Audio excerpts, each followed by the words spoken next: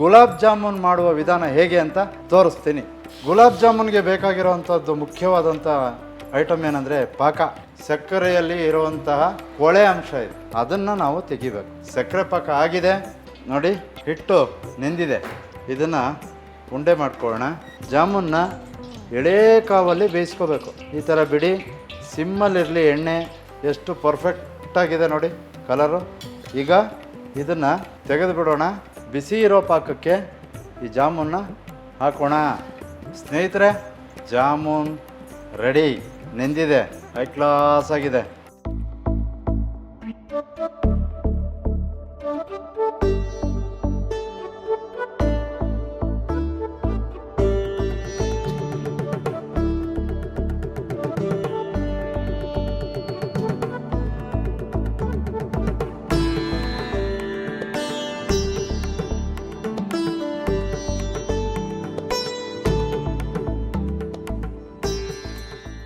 ಸ್ನೇಹಿತರೆ ನಮಸ್ಕಾರ, ನಾನು ಶ್ರೀಧರ್ ಮೂರ್ತಿ, ಶ್ರೀ ಕೇಟರರ್ಸ್, ಮೈಸೂರು.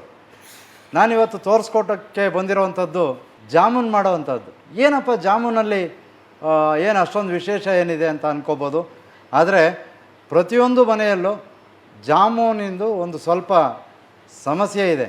ಇಲ್ಲ ಗಟ್ಟಿ ಆಗೋಗ್ಬಿಡೋದು, ಮಧ್ಯದಲ್ಲಿ ಗಂಟು ಹೊಡ್ಕೊಳ್ಳೋದು, ಆಯಿತಾ, ರುಚಿ ಇಲ್ಲದೆ ಇರೋದು, ಇವೆಲ್ಲ ಇದೆ. ಇದಕ್ಕೆಲ್ಲದಕ್ಕೂ ಒಂದು ಸೊಲ್ಯೂಷನ್ನು ತುಂಬ ಸಿಂಪಲ್ಲಾಗಿ ನೀವು ಈಸಿಯಾಗಿ ಕಲ್ತ್ಕೊಳ್ಳೋ ಥರ ಒಂದು ಮೆಥಡನ್ನು ನಾನು ತೋರಿಸ್ಕೊಡ್ತೀನಿ. ಬನ್ನಿ, ಗುಲಾಬ್ ಜಾಮೂನ್ ಮಾಡುವ ವಿಧಾನ ಹೇಗೆ ಅಂತ ತೋರಿಸ್ತೀನಿ. ಬನ್ನಿ, ಮೊದಲಿಗೆ ಗುಲಾಬ್ ಜಾಮೂನ್ಗೆ ಬೇಕಾಗಿರೋವಂಥದ್ದು ಮುಖ್ಯವಾದಂಥ ಐಟಮ್ ಏನಂದರೆ ಪಾಕ, ಸಕ್ಕರೆ ಪಾಕ.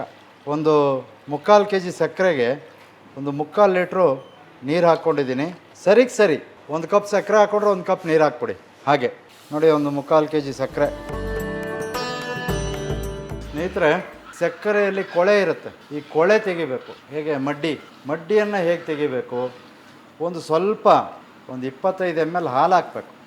ಈ ಹಾಲೇನಾಗುತ್ತೆ, ಸಕ್ಕರೆ ಜೊತೆ ಸೇರಿಕೊಂಡು ಹಾಲು ಆ್ಯಕ್ಚುಲಿ ಒಡೆದೋಗುತ್ತೆ. ಹಾಲು ಒಡೆದೋದಾಗ ಅದರಲ್ಲಿರೋ ಪನ್ನೀರ್ ಏನಿರುತ್ತೆ, ಆ ಪನ್ನೀರು ಜೊತೆಗೆ ಅದರಲ್ಲಿರೋ ಕೊಳೆ ಎಲ್ಲನೂ ಮೇಲೆತ್ಕೊಂಬರುತ್ತೆ. ಹೇಗೆ ತರುತ್ತೆ ಅಂತ ಇವಾಗ ನೀವು ನೋಡ್ತಾ ಹೋಗ್ತೀರಾ. ಆ ಕೊಳೆಯನ್ನು ತೆಗೆದ್ರೆ ಪಾಕ ಕ್ಲಿಯರಾಗಿರುತ್ತೆ, ನೋಡೋದಕ್ಕೆ ಒಂದು ಚೆಂದ ಇರುತ್ತೆ. ನೋಡಿ, ಇಲ್ಲಿ ಹಾಲು ಯಾವ ಕಲರ್ ಇರುತ್ತೆ? ಬೆಳ್ಳಗಿರುತ್ತಲ್ವಾ. ನೋಡಿ, ಇಲ್ಲಿ ಸಕ್ಕರೆಯಲ್ಲಿ ಇರುವಂತಹ ಕೊಳೆ ಅಂಶ ಇದೆ. ಸಕ್ಕರೆ ಬೆಳ್ಳಗಿರುತ್ತೆ, ಆದರೂ ಅದರಲ್ಲೂ ಕೊಳೆ ಇರುತ್ತೆ. ಅದನ್ನು ನಾವು ತೆಗಿಬೇಕು. ಕೊಳೆ ತೆಗೆಯೋದು ಅಂತಲೇ ಹೇಳ್ತೀವಿ ನಾವು. ಆ ಥರ ತೆಗೆದಾಗ ನಿಮಗೆ ಸಕ್ಕರೆ ಪಾಕ ಕ್ಲಿಯರಾಗಿರುತ್ತೆ. ಜೊತೆಗೆ ಏನಾದರೂ ಸಣ್ಣ ಪುಟ್ಟ ಕೆಮಿಕಲ್ ಇದ್ದರೂ ಕೂಡ, ಅಥವಾ ಯಾವುದಾದ್ರೂ ಕಸ ಬಿದ್ದಿದ್ರೂ ಕೂಡ, ಈ ಮಡ್ಡಿಯ ಜೊತೆಯಲ್ಲಿ ಸಕ್ಕರೆಯಲ್ಲಿ ಕೊಳೆ ಏನಿರುತ್ತೆ ಅದು ಕೂಡ ಬಂದ್ಬಿಡುತ್ತೆ. ಸಣ್ಣ ಪುಟ್ಟ ಕಸ ಇದ್ದರೂ ಕೂಡ ಇದರಲ್ಲಿ ಬಂದ್ಬಿಡುತ್ತೆ. ಆವಾಗ ಸಕ್ಕರೆ ಪಾಕ ಬಹಳ ಕ್ಲಿಯರಾಗಿರುತ್ತೆ. ನೋಡಿ, ಹೀಗೆ ಈ ಎಲ್ಲ ಮಡ್ಡಿಯನ್ನು ತೆಗೆದ ನಂತರ ಒಂದು ಅರ್ಧ ಹೋಳು ನಿಂಬೆಹಣ್ಣು ನಿಂತ್ಕೊಂಡಿದ್ದೀನಿ. ಯಾಕೆ? ಮತ್ತೆ ಈ ಸಕ್ಕರೆಯಲ್ಲಿ ಇರುವಂತಹ ಕೊಳೆ ಬರುತ್ತೆ. ನೋಡಿ, ಇಲ್ಲಿ ನೋಡ್ತಿದ್ದೀರಲ್ಲ, ಈ ಕೊಳೆ ಬರುತ್ತೆ. ಕುದೀತಿದೆ. ಇನ್ನು 2 ನಿಮಿಷ ಕುದ್ರೆ ಇದು ಸಕ್ಕರೆ ಪಾಕ ರೆಡಿಯಾಗುತ್ತೆ. ಜಾಮೂನ್ಗೆ ನೀವು ಸರಿ ನೀರು ಹಾಕ್ಕೊಂಡ್ರಿ ಅಂತ ಅಂದಮೇಲೆ ನಿಮಗೆ ಯಾವುದೇ ಕಾರಣಕ್ಕೂ ಆ ಪಾಕದ ಅಳತೆ ಆಗಲಿ, ಅದು ಗಟ್ಟಿತನ ಆಗಲಿ, ಇದಾಗಲಿ ಏನೂ ಬೇಕಾಗಲ್ಲ. ಏನಕ್ಕೆ ಅಂದರೆ ನೀವು ನಿಂಬೆಹಣ್ಣು ಹಾಕ್ತೀರಾ, ಹಾಲು ಹಾಕ್ತೀರಾ, ಕೊಳೆ ತೆಗಿತೀರಾ, ಅಲ್ಲಿವರೆಗೂ ಅದು ಕುದೀತಾನೆ ಇರುತ್ತಲ್ವ. ಅದೆಲ್ಲ ಕ್ಲೀನ್ ಆದಮೇಲೆ ಪಾಕ ಆಗಿದೆ ಅಂತಲೇ ಅರ್ಥ. ಅದಕ್ಕೆ ನೀವು ಹಿಂಗೇ ತೆಕ್ಕೋಬೇಕು ಮಾಡಬೇಕು ಅಂತ ಅನ್ನೋದೇನೋ ರೆಸ್ಟ್ರಿಕ್ಷನ್ನು ಜಾಮೂನ್ನಲ್ಲಿ ಇಲ್ಲ. ಇದು ನಿಮ್ಮ ಮನಸ್ಸಲ್ಲಿರಲಿ. ಸ್ನೇಹಿತರೆ ನೋಡಿ, ಸಕ್ಕರೆ ಪಾಕ ಆಗ್ತಿದೆ. ನೋಡಿ ಎಷ್ಟು ಕ್ಲಿಯರ್ ಇದೆ ಅಂತ. ಒಂದು ಚೂರು ಕೊಳೆ ಇಲ್ಲ, ಸಕ್ಕರೆ ಪಾಕ ಆಗಿದೆ. ನೋಡಿ, ಮೊದಲಿಗೆ ಕೋವಾ, ಭಾಳ ಪ್ಯೂರ್ ಕೋವಾ ಇದು. ಇದನ್ನು 200 ಗ್ರಾಮ್ ಕೋವಾ ತೊಗೊಂಡಿದ್ದೀನಿ. 200 ಗ್ರಾಮ್ ಕೋವಾ ಕಂಪ್ಲೀಟಾಗಿ ತೊಗೊಂಡು ಇದನ್ನು ಕ್ಲೀನಾಗಿ ಈ ಥರ ಮಸ್ಕೋಬೇಕು. ಅಂದರೆ ಗಂಟಿರಬಾರ್ದು. ಹೀಗೆ ಉಜ್ಕೊಂಡು ಅದರಲ್ಲಿರೋ ಗಂಟು ಇದನ್ನೆಲ್ಲ ಹೊಡ್ಕೋಬೇಕು. ಆವಾಗ ನೀವು ನೆಕ್ಸ್ಟ್ ಹಾಕೋ ಇಂಗ್ರೀಡಿಯೆಂಟ್ಸು ಇದ್ರ ಜೊತೆ ಚೆನ್ನಾಗಿ ಹೊಂದ್ಕೋತಾ ಹೋಗುತ್ತೆ. ನೋಡಿ, ಹೀಗೆ ಕ್ಲೀನಾಗಿ ಹೊಂದ್ಕೋಬೇಕು. ನಿಮ್ಗೆ ಹೊಂದಿಸ್ಕೋತಾ ಇನ್ನೂ ಒಂದು ಕತೆ ಹೇಳ್ತೀನಿ ನಿಮಗೆ. ಕೆಲವರು ನಾನು ಹಾಲು ಪೌಡ್ರಲ್ಲಿ ಮಾಡ್ತೀನಿ, ಆಲೂಗೆಡ್ಡೆಲಿ ಮಾಡ್ತೀನಿ, ಬಾಳೆಕಾಯಲ್ಲಿ ಮಾಡ್ತೀನಿ, ಆಯಿತಾ. ಮತ್ತು ಮಿಕ್ಸು ತಂದು ಮಾಡ್ತೀನಿ. ಇವೆಲ್ಲ ಹೇಳ್ತಾರಲ್ಲ, ಇವೆಲ್ಲ ಕಾಂಪ್ಲಿಕೇಟೆಡ್ಡು. ಯಾವುದು ನಮಗೆ ಹದ ಏನು ಎತ್ತ ಏನು ಗೊತ್ತಾಗಲ್ಲ. ಈಗ ನಾವು ತೋರಿಸ್ತೀವಲ್ಲ, ಈಗ ತೋರಿಸೋದು ಬಹಳ ಸುಲಭದ ವಿಧಾನ, ತುಂಬ ಸುಲಭ, ತುಂಬ ಈಸಿ. ಈ ಥರ ಮಾಡಿಕೊಟ್ರು ನೋಡಿ, ಏನಿಲ್ಲ. ಪಾಕ ತೊಗೊಂಡ, ಪಾಕ ಮಾಡಿ ಸೈಡ್ಗಿಟ್ನ. 200 ಗ್ರಾಮ್ ಕೋವಾ ತೊಗೊಂಡಿದ್ದೀನಿ. ಈ 200 ಗ್ರಾಮ್ ಕೋವಾಗೆ 100 ಗ್ರಾಮ್ ಮೈದಾ ಹಾಕು. ಕೋವಾ ಬಹಳ ಚೆನ್ನಾಗಿದ್ದರೆ ಮೈದಾ ಚೆನ್ನಾಗಿ ಹಿಡಿಯುತ್ತೆ. ಒಂದೇ ಒಂದು ಸ್ಪೂನು ಬೆಣ್ಣೆಕಾಯಿಸಿ ತುಪ್ಪ, ಇದು 1 ಚಿಟಿಕೆ ಸೋಡಾ, ಇದಿಷ್ಟನ್ನು ಕ್ಲೀನಾಗಿ ಹೊಂದಿಸ್ಕೊಳ್ಳಿ. ಹೀಗೆ ನೀರು ಹಾಕ್ಬಿಟ್ಟು ಚೆನ್ನಾಗಿ ಕಲಿಸ್ಕೊಂಬಿಟ್ಟಿರ ಆಮೇಲೆ ಪಾಯಸ ಆಗ್ಬಿಡುತ್ತೆ. ಇದನ್ನು ಹೀಗೆ ಕಲಿಸ್ಕೋಬೇಕು. ಸೋಡಾ ಏನಕ್ಕೆ ಹಾಕ್ತೀವಿ ಅಂತ ಅಂದರೆ, ಅದು ಉಬ್ಬಿ ದಪ್ಪ ಆಗುತ್ತಲ್ವ, ಉಬ್ಬಿ ದಪ್ಪ ಆಗಬೇಕು. ಉಬ್ಬಿ ದಪ್ಪ ಆಗೋದಕ್ಕೆ ಸ್ವಲ್ಪ ಸೋಡಾ ಅತ್ಯವಶ್ಯಕ, ಅದು ಹಾಕಲೇಬೇಕು. ಹಾಕಿದ್ರೇ ಆ ಜಾಮೂನು ಸರಿ ಬರೋದು. ತುಪ್ಪ ಯಾಕೆ ಹಾಕಿದ್ರಿ ಕೇಳ್ಬೋದು ನೀವು. ಈ ತುಪ್ಪ ಹಾಕೋದ್ರಿಂದ ನಿಮಗೆ ಜಾಮೂನಲ್ಲಿ ಮಧ್ಯ ಗಂಟುಗಳು ನಿಂತ್ಕೊಳ್ತವಲ್ಲ, ಆ ಗಂಟುಗಳು ನಿಂತ್ಕೊಳ್ಳಲ್ಲ. ನೋಡಿ, ಕ್ಲೀನಾಗಿ ಹೊಂದಿಸಿದ್ದೀವಿ. ಇದಕ್ಕೆ ಸ್ವಲ್ಪ ನೀರು, ಅದು ಭಾಳ ಹುಷಾರಾಗಿ ಹಾಕ್ಕೋಬೇಕು, ತುಂಬ ನೀರು ಬೇಕಾಗಲ್ಲ. ನೋಡಿಕೊಂಡು ಈ ಥರ. ಆಮೇಲೆ ಚಪಾತಿ ಅಷ್ಟು ನೀರು ಹಿಡಿಯುತ್ತೆ ಅಂತ ಅಂದ್ಬಿಟ್ಟು 200 ಗ್ರಾಮ್ ನೀರು ಹಾಕ್ಬಿಟ್ರೆ ಕಷ್ಟ. ನೋಡ್ಕೊಂಡು ಕಲಿಸ್ಕೋಬೇಕಿದು. ಈ ನೋಡ್ಕೊಂಡು ಕಲಿಸ್ಕೊಂಡಾಗ ನಿಮಗೆ ಕನ್ಫ್ಯೂಸ್ ಆಗಲ್ಲ. ಮತ್ತು ಹಿಟ್ಟು ತೆಳುವಾಗೋದು, ಮತ್ತು ನೀವು ಅದಕ್ಕೆ ಮೈದಾ ಹಾಕೋದು, ಮತ್ತೆ ಗಟ್ಟಿಯಾಗೋದು, ಮತ್ತೆ ನೀರು ಹಾಕೋದು, ಇವೆಲ್ಲ ಸಮಸ್ಯೆಗಳು ಇರಲ್ಲ. ನಿಧಾನಕ್ಕೆ ತಾಳ್ಮೆಯಿಂದ ಗಾಬರಿ ಆಗದಲೆ ಈ ಹದಕ್ಕೆ ಕಲಿಸ್ಕೋಬೇಕು. ನೋಡಿ, ಈ ಹದಕ್ಕೆ ಬಂತ. ಒಂದು 5 ನಿಮಿಷ ಈ ಹಿಟ್ಟನ್ನು ಹೀಗೆ ತಟ್ಟಿ, ಏನಾದರೂ ಒಂದು ಬಟ್ಲು ಒಳಕ್ಕೆ ಹಾಕ್ಬಿಟ್ಟು ಹೀಗೆ ಮುಚ್ಚಿಟ್ಬಿಡಿ. ಒಂದು 5 ನಿಮಿಷ ಆಗಲಿ ಇದು. ಅಷ್ಟರೊಳಗಡೆ ನಾವು ಎಣ್ಣೆ ಬಾಣಲೆ ಇಡೋಣ. ನಾವು ಉಪಯೋಗಿಸ್ತಾ ಇದ್ದೀವಿ ಪ್ಯೂರ್ ಸನ್ಫ್ಲವರ್ ಆಯಿಲ್. ಚೆನ್ನಾಗಿರುತ್ತೆ, ಲೈಟಾಗಿರುತ್ತೆ ಆಯಿಲ್ ಇದು, ಅದಕ್ಕೋಸ್ಕರ ನಾವು ಉಪಯೋಗಿಸ್ತೀವಿ. ನೋಡಿ, ಹಿಟ್ಟು ನೆಂದಿದೆ, ಭಾಳ ಮೃದುವಾಗಿ ಹಿತವಾಗಿದೆ, ಮುಟ್ಲಿಕ್ಕೆ ತುಂಬ ಚೆನ್ನಾಗಾಗಿದೆ. ಇದನ್ನು ಉಂಡೆ ಮಾಡ್ಕೊಳ್ಳೋಣ.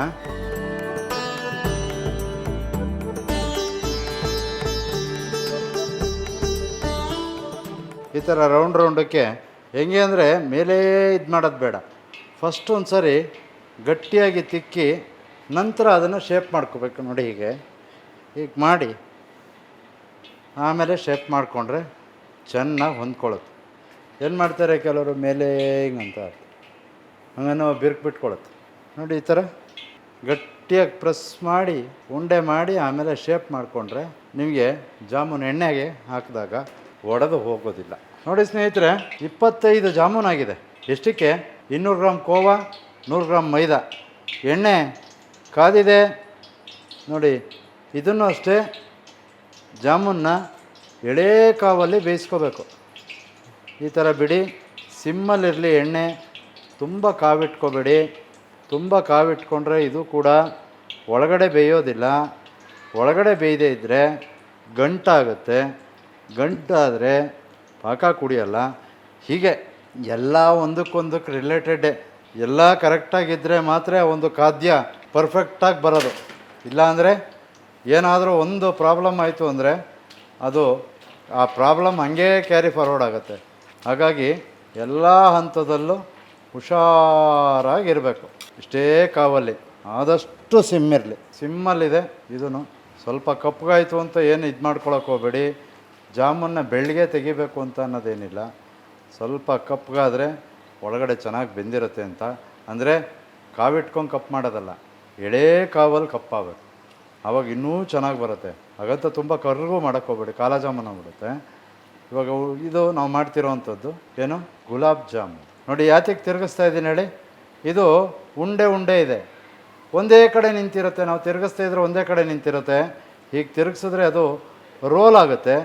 ರೋಲ್ ಆಗಿ ಎಲ್ಲ ಕಡೆ ಒಂದೇ ಬಣ್ಣ ಬರುತ್ತೆ. ನೋಡಿ, ಯಾವುದಾದ್ರೂ ಬಣ್ಣ ಬೇರೆ ಇರೋ ಜಾಮೂನು ನಿಮಗೆ ಕಾಣಿಸ್ತಿದೆಯಾ? ಇಲ್ಲ ಅಲ್ವಾ?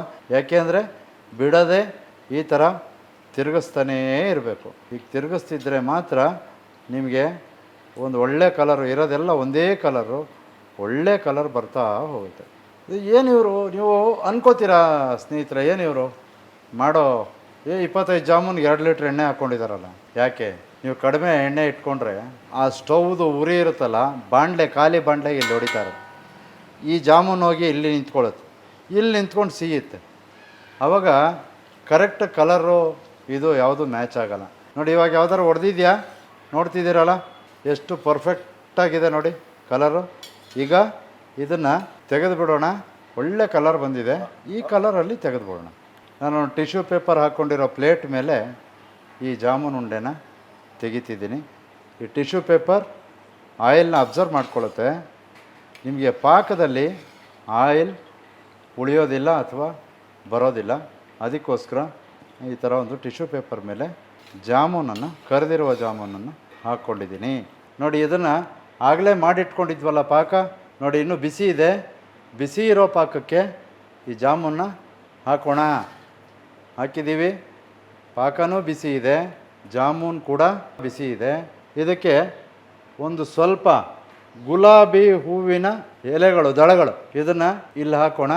ಒಂದು ಸ್ವಲ್ಪ ಬೆಣ್ಣೆ ಕಾಯಿಸಿದ ತುಪ್ಪ, ಒಂದು 2 ಸ್ಪೂನು ಅದನ್ನು ಕೂಡ ಹಾಕಿದ್ದೀನಿ. ಈಗ ಇದನ್ನು ಮುಚ್ಚಿಟ್ಬಿಟ್ಟು ವಾಪಸ್ ಬರ್ತೀನಿ. ಅಷ್ಟರೊಳಗಡೆ ಈ ಜಾಮೂನ್ ನೆಂದಿರುತ್ತೆ, ತಿನ್ನೋಕ್ಕೆ ರೆಡಿ ಇರುತ್ತೆ ಅಂತ ಹೇಳ್ತಾ ಮುಚ್ಚಿಟ್ಬಿಟ್ಟು ಸ್ವಲ್ಪ ಹೊತ್ತು ಬಿಟ್ಕೊಂಬರ್ತೀನಿ. ಸ್ನೇಹಿತರೆ, ಜಾಮೂನ್ ರೆಡಿ, ನೆಂದಿದೆ, ಹೈ ಕ್ಲಾಸ್ ಆಗಿದೆ. ಇದಕ್ಕೆ ನಾನು ಏಲಕ್ಕಿ ಪುಡಿ ಇದು ಏನೂ ಹಾಕಿಲ್ಲ. 2 ಸ್ಪೂನ್ ತುಪ್ಪ ಹಾಕಿದೆ, ಗುಲಾಬಿದು ದಳಗಳನ್ನು ಹಾಕಿದೆ. ಗುಲಾಬ್ ಜಾಮೂನ್ ಹೆಸರಿಗೆ ತಕ್ಕಂಗೆ ಗುಲಾಬಿಯ ದಳಗಳೊಂದಿಗೆ ಇರಲಿ ಅಂತ ಅನ್ನೋ ಉದ್ದೇಶದಿಂದ ನಾವು ಯಾವುದೇ ಎಸೆನ್ಸ್ಗಳನ್ನು ಬಳಸಿಲ್ಲ. ಇದಕ್ಕೂ ಕೂಡ ಭಾಳ ಅದ್ಭುತವಾಗಿ ಬಂದಿದೆ.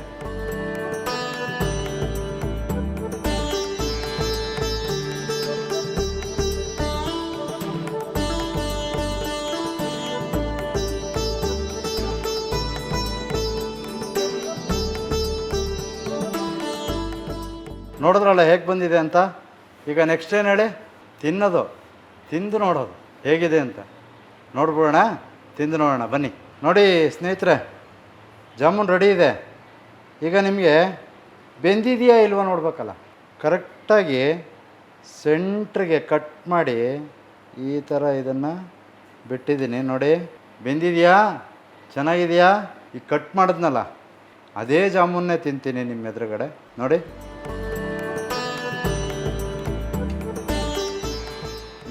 ಭಗವಂತ ಸ್ವರ್ಗಕ್ಕೆ 3 ಗೇಣಲ್ಲ, ಒಂದೇ ಗೇಣು ಹಾಗಿದೆ. ಭಾಳ ಅದ್ಭುತವಾಗಿದೆ.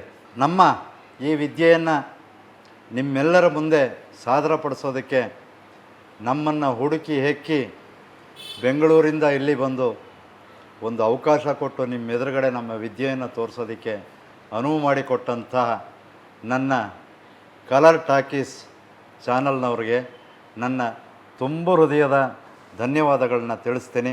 ಯಾಕೆಂದರೆ ಅವರಿಲ್ಲದೆ ನಾವಿಲ್ಲ.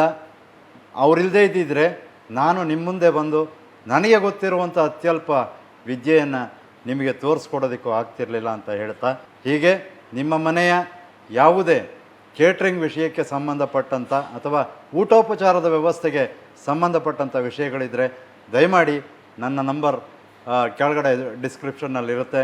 ದಯಮಾಡಿ ಕರೆ ಮಾಡಿ ನಮಗೊಂದು ಅವಕಾಶ ಕೊಡಿ ಅಂತ ಹೇಳ್ತಾ, ಮುಂದಿನ ಹೊಸ ಖಾದ್ಯದೊಂದಿಗೆ ನಿಮ್ಮೆದುರುಗಡೆ ಅತಿ ಸುಲಭವಾಗಿ ತೋರಿಸ್ಕೊಡ್ಲಿಕ್ಕೆ ನಿಮ್ಮ ಶ್ರೀಧರ್ ಮೂರ್ತಿ ಹಾಜರಿರ್ತಾನೆ ಅಂತ ಹೇಳ್ತಾ ನಮಸ್ಕಾರ.